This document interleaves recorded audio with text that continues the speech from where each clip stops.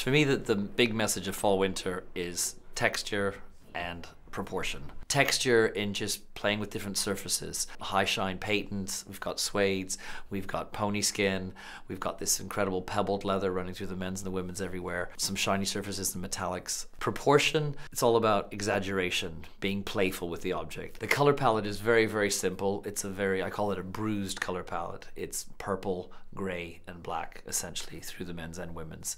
There's a hint of leopard. It's funny, in the men's it looks rock and roll, in the women's it looks 1940s chic. One thing that's very important to me this season is this idea of transformation. We have a lot of shoes that are dégradés. They start out one color and change into another. We have this metallic car paint finish, which starts out in a metallic and then ends up in plain black paint at the back. Continuing with this idea of transformation, we have this one material which starts out seemingly one animal and ends up in another animal. It's a suede. The patent part is stamped to look like crocodile, which is quite amazing. You kind of wonder, what animal was this?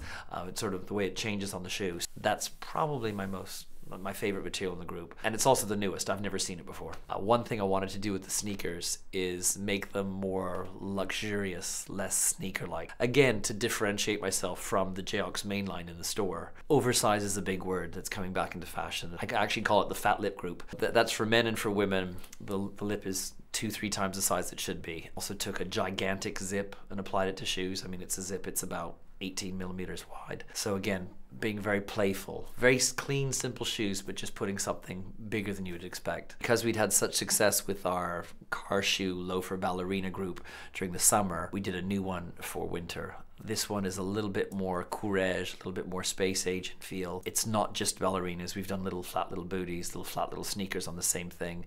It looks slightly like a golf ball. It's got a pitted edge, obviously with the GEOX holes also. There's especially a very low little boot, little ankle boot, which to me has a very much a go-go boot feel, which I think is quite important with a zip up the back. Then for women, everybody's into platforms. They keep saying they're going to go away. They're not going to.